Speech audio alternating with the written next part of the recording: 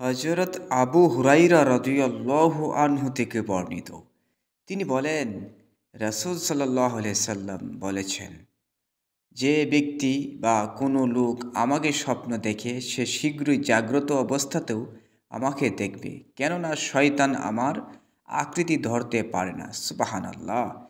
মুসলিম শরীফের হাদিস 2266, আহমদে 8516 এবং ইসলামিক ফাউন্ডেশনে 6522 নম্বর হাদিস, সহিহুল বুখারী। এখান থেকে আমরা বুঝতে পারলাম রাসূল সাল্লাল্লাহু আলাইহি সাল্লাম জিন্দা।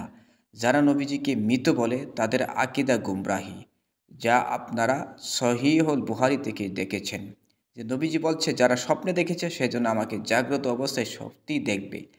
তাহলে কি বোঝানো হয়েছে? কারণ রাসূল সাল্লাল্লাহু আলাইহি সাল্লাম সহ আরও নবী আলাইহিস সালাম নেককার বান্দা বান্দিরা যারা এবং শহীদের দরজায় উত্তীর্ণ হয়েছে তারা কখনো মৃত নয়। সুবহানাল্লাহ।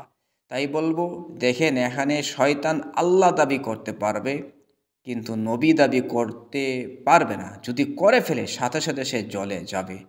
ঠিক আছে? আমরা আরেকটি হাদিস পড়ব, আনাস রাদিয়াল্লাহু আনহু থেকে বর্ণিত। তিনি বলেন, রাসূলুল্লাহ সাল্লাল্লাহু আলাইহি সাল্লাম বলেছেন, যে আমাকে ঘুমন্ত অবস্থায় দেখল সে আমাকে দেখল, কারণ শয়তান আমার আকৃতি ধরতে পারে না। আর মুমিনের স্বপ্ন নবুয়াতির ৪৬ ভাগের এক ভাগ। সুবহানাল্লাহ। মুসলিম পর্ব হাদিস নাম্বার ২২৬৪, আহমদে ১২,০৩৭ এবং প্রকাশনীয় ৬৫১০, ইসলামিক ফাউন্ডেশনে ৬৫২৩ নম্বর হাদিসে সহিহুল বুখারী। তাহলে এখানে দুটি হাদিস পেয়েছি, নবীজিকে ঘুমন্ত অবস্থায় দেখা আর স্বয়ং দেখা এক সমান। আর এখানে স্পেশাল পাওয়ার হচ্ছে নবীজির আকৃতি এবং নবীজির নাম শয়তান নিলেই সে সাথে সাথে জ্বলে যাবে যদি সে নবুয়াতি দাবি করে। আল্লাহ তাআলা দেখেন কি স্পেশাল পাওয়ার দিয়েছে। কিন্তু মানুষকে একটু ভিন্ন প্রকৃতির স্বভাব দিয়েছে। যেমন গোলাম আহমদ কাদিয়ানী, সে নবুয়াতি দাবি করেছিল, শেষ পর্যন্ত সে পায়খানার টয়লেটে পচে মরে গিয়েছে। বুঝতে পেরেছেন? তাই বলবো, নবীজির শান মান যার মধ্যে বেশি আছে, নবীজির মিলাদুন্নবী যারা পালন করে, মিলাদ কিয়াম যারা করে, নবীজির উপর বেশি দরুদ আদায় করে, অতি শীঘ্রই তারা জান্নাতে বেশি পৌঁছে যাবে। তারা তাড়াতাড়ি সহজে জান্নাতে যাবে, কারণ নবীজি সাফর থাকবে। আর নবীজি যদি সাফর থাকে, নবীজির সুপারিশ যদি আপনার ওয়াজিব হয়ে যায়, আর কি ভয়? কারণ আমার আল্লাহ কোরআনে বলেছেন নবীজির সম্পর্কে, ওয়ালাল আখিরাতু খায়রুল লাকা মিনাল উলা। আপনার প্রথম জীবন শেষ জীবন শ্রেষ্ঠ প্রথম জীবন থেকে। সুবহানাল্লাহ।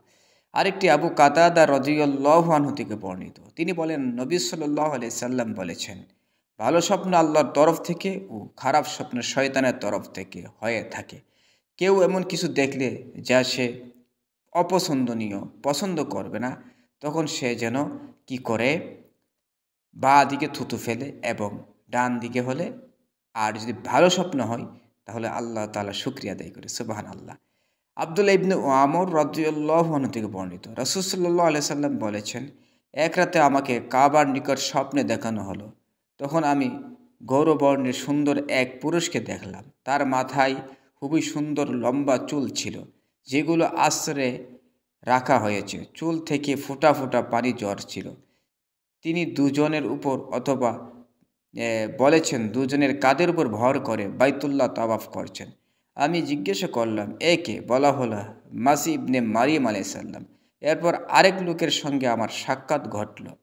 সে ছিল কুকরানো চুলওয়ালা, ডান চোখ কানা, চোখটি যে পানির উপর ভাসমান আঙ্গুর।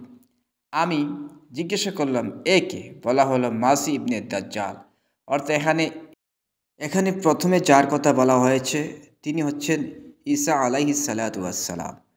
আর দ্বিতীয় লোকের কথা যে বলা হয়েছে তার এক চোখ কানা, পানির মধ্যে যেমন ভাসমান চোখটি এরকম অবস্থা রয়েছে, সে হচ্ছে দাজ্জাল, যা ঈসা আলাইহিস সালামের সময় সে আবির্ভাব ঘটবে এবং তাকে কতল করবে।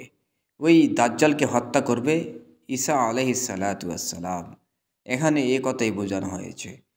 যদি আপনি মুসা আলাইহিস সালাম থেকে ধরে অন্যান্য নবীর কথা অনেক কথা শুনেছেন, কিন্তু ঈসা আলাইহিস সালাতু ওয়াস সালামের কয়েকটি ঘটনা অন্য ধরনের। যেমন উনি বাবা ছাড়া এসেছেন, উনার মা কোনো স্বামী ছিল না। এইভাবে উনাকে আল্লাহ তাআলা কুদরতিভাবে পবিত্র অবস্থায় কি করেছেন, ওনাকে আল্লাহ তাআলা দুনিয়ার জমিনে আগমন করেছিলেন। আবার ওনাকে আসমানে রেখে দিয়েছেন, চতুর্থ আসমানে মতান্তরে চতুর্থ আসমানে, অনেকে বলে ষষ্ঠ আসমানে। তো উনাকে আবার যখন শেষ জামানে প্রেরণ করা হবে তখন দাজ্জাল আবির্ভাব ঘটবে আর তাকে হত্যা করবে। উনি এমনভাবে দুনিয়াতে রাজ কায়েম করবে, মানুষকে টাকা সম্পদের দিকে আহ্বান করবে, কেউ আর টাকা পয়সা নেবে না। সুবহানাল্লাহ। আল্লাহ তাআলা সকলকে বোঝার তৌফিক দান করুক। নবীজির উম্মত হিসেবে